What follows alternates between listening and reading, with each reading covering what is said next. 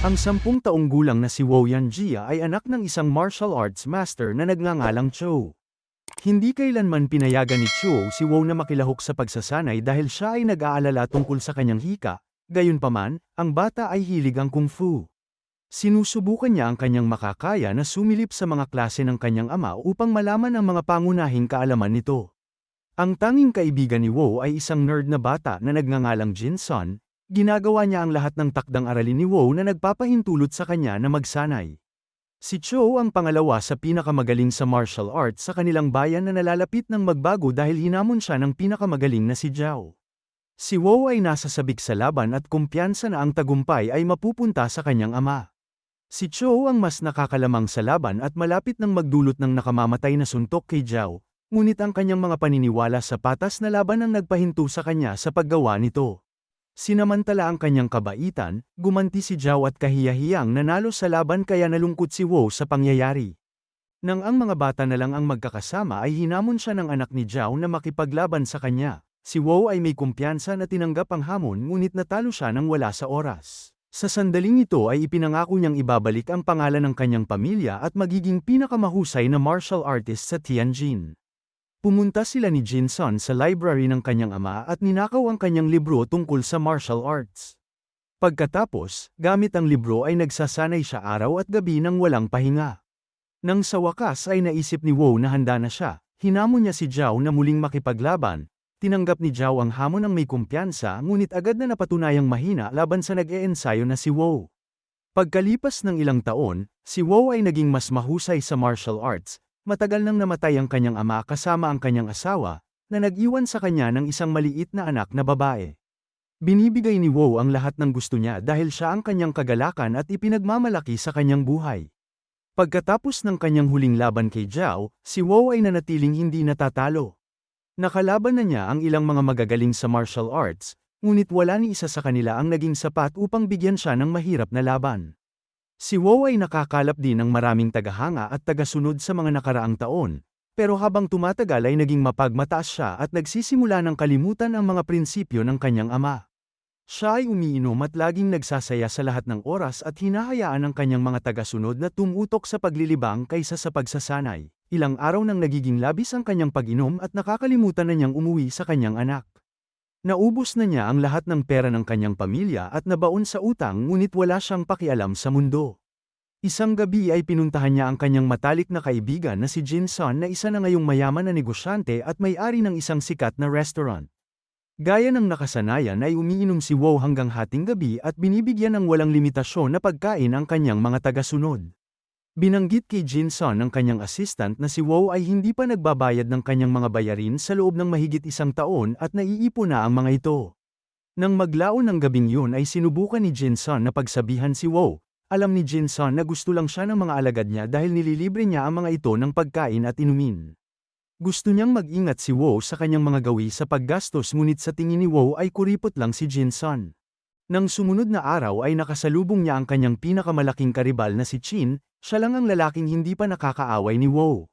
Dahil natalo na rin niya ang bawat kalaban, si Chin ay itinuturing ng marami na pinakamagaling sa martial arts. Nagkaroon sila ng bahagyang alitan na nakasakit sa kalooban ni Wo.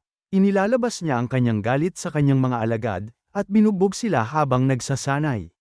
Kinagabihan ay isa sa kanyang mga tagasunod ang dinala sa kanya gamit ang isang stretcher, binugbog pala siya ni Chin sa di malaman na dahilan. Ipinapalagay ni Wo na ginawa niya ito nang dahil sa puot.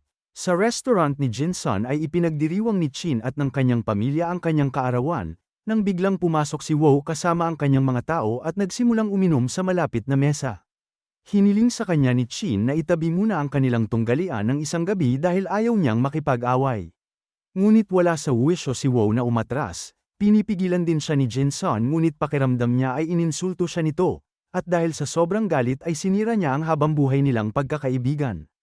Ngayon na mas masama ang loob niya, hinamon niya si Chin na maglaban at hiniling sa kanya na yumuko na lang kung ayaw niya itong tanggapin. Lahat ay lumabas ng restaurant para sa kanilang kaligtasan, na iniiwan ang mga mandirigma. Napunta sila sa isang matinding labanan, na parehong tugma sa husay at lakas. Ngunit nang kinain ng galit si Wo, hindi na siya nakipaglaban ng patas. Binugbog niya si Qin hanggang sa siya ay manghina at pinatamaan ng isang nakamamatay na suntok sa kanyang dibdib, na naging sanhi ng pagkamatay niya kaagad. Kinaumagahan ay umuwi si Wu upang makita lang ang bangkay ng kanyang ina sa kanyang kama. Pinatay siya ng mga tagasunod ni Qin para gumanti sa kanya. Umiiyak siya, nagdadalamhati sa pagkamatay ng kanyang ina bago biglang napagtanto na nasa bahay din na iyon ang kanyang anak. Sa pagpunta sa kanyang silid, nakita niya ang pinakamalaking sorpresa sa kanyang buhay, nakahiga ito sa kanyang kama na puno ng dugo. Nasa kamay niya ang isang maliit na lagayan na ipinangako niyang ibibigay sa kanya pag-uwi niya. Dahil sa mga pagkamatay na idinulot niya, lumabas si Wu ng bahay at doon ay ipinaalam sa kanya ng kanyang mga tagasunod na ang lalaking binugbog ni Qin ay ininsulto ang kanyang asawa. Hindi siya sinaktan ni Qin dahil sa galit kundi para sa karangalan ng kanyang asawa. Puno ng pagkakasala, panghihinayang, at kalungkutan, wala nang nakikitang dahilan si Wu para patuloy siyang mabuhay. Sumakay siya sa unang barko at humiga sa isang sulok, handang pumunta saan man siya dalhin ito. Matapos manirahan sa lansangan sa loob ng 6 na buwan, pagod na siya sa kanyang buhay. Sinubukan niyang magpakamatay ngunit hindi nagtagal ay iniligtas siya ng isang grupo ng mga tao sa tabi ng ilog. Dinala nila siya sa kanilang tribo at inaalagaan siya ng husto. Ngunit kahit na nagkaroon ng kamalayan, si Wu ay nalulungkot pa rin at hindi nakikipag-usap sa sinuman. Isang bulag na babae na nagngangalang Moon ang nag-alaga sa kanya at nag-aalala na hindi na siya muling makakabangon. Ngunit tiwala ang kanyang bihasa na lola na magiging maayos din siya pagdating ng panahon. Isang araw ay nahawakan ni Moon ang buhok ni Wu at nag-alok na gupitin ito. Siya ay naglakad sa unang pagkakataon sa loob ng 1 buwan at pumunta sa isang ilog kasama niya kung saan tinulungan siya nitong gupitin ang kanyang buhok, at simula sa araw na iyon ay naging miyembro na siya ng kanilang komunidad. Tinutulungan niya silang magluto, magsaka, at gumawa ng mga gawaing bahay. Sa paglipas ng 1 taon, nagsimulang mahulog sa isa't isa sina Moon at Wu. Isang araw, isang bata mula sa kanilang tribo ang natagpuan na nagnanakaw ng baka mula sa isang kalapit na komunidad.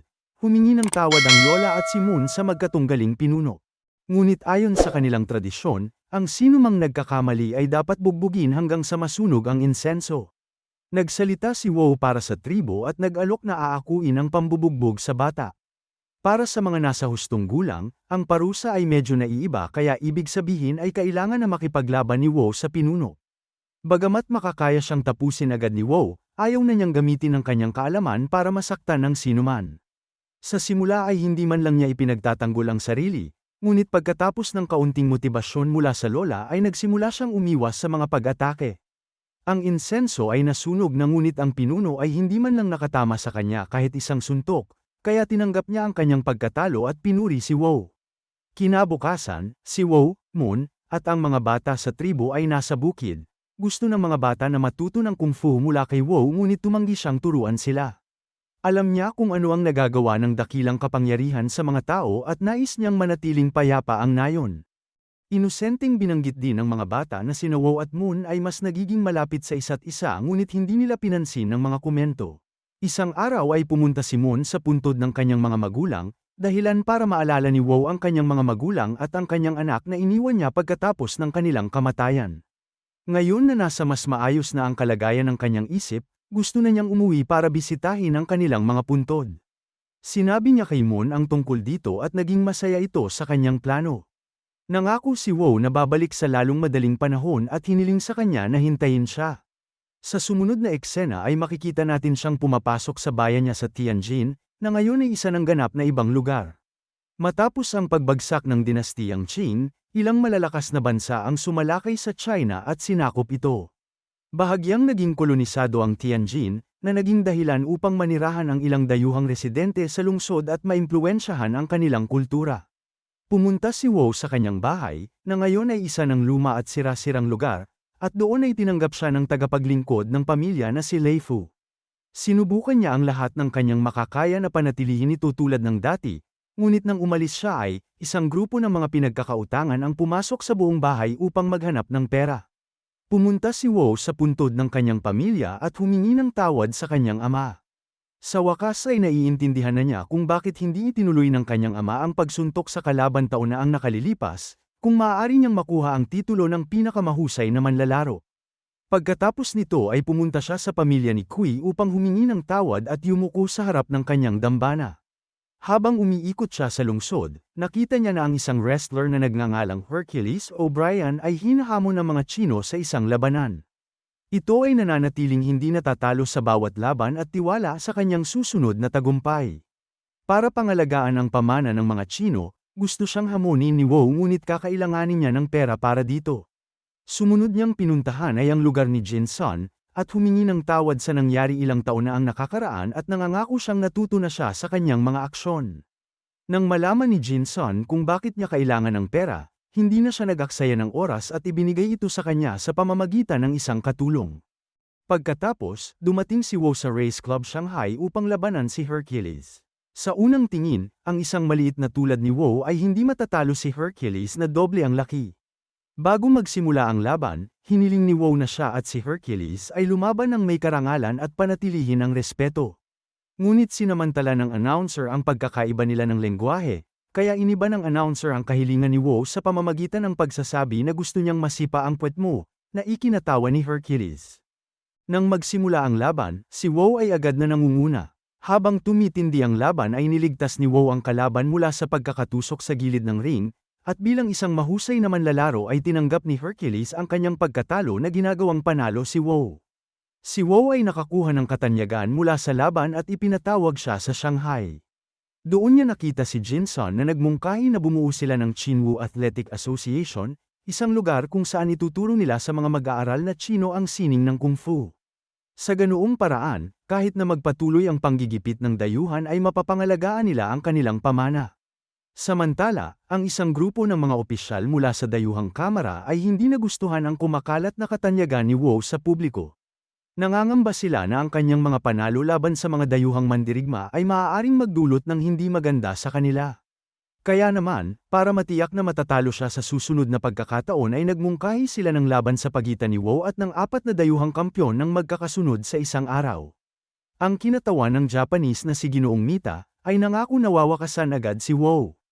Kahit na mahirap ang hamon at halatang paraan nila ito para matalo siya, pumayag si Wu na makilahok.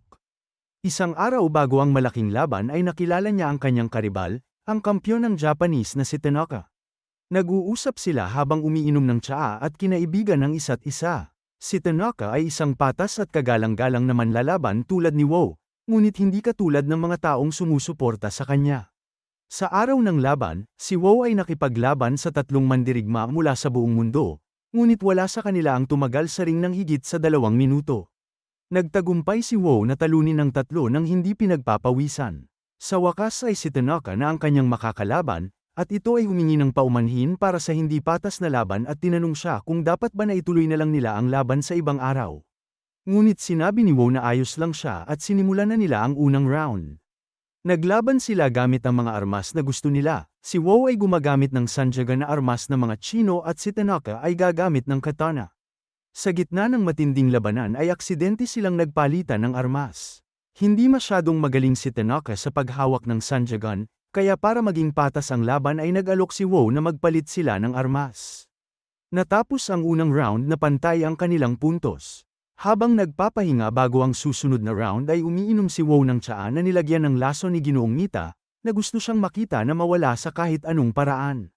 Nagsimula ang round ngunit bumagsak si Wu at halos umubo ng dugo, kaya hiniling ni Tanaka na itigil ang laban para sa kaligtasan ng manlalaban. Ngunit nang napagtanto ni Wu na siya ay nilason, nais niyang magpatuloy dahil siya ay mamamatay pa rin naman kahit anong mangyari.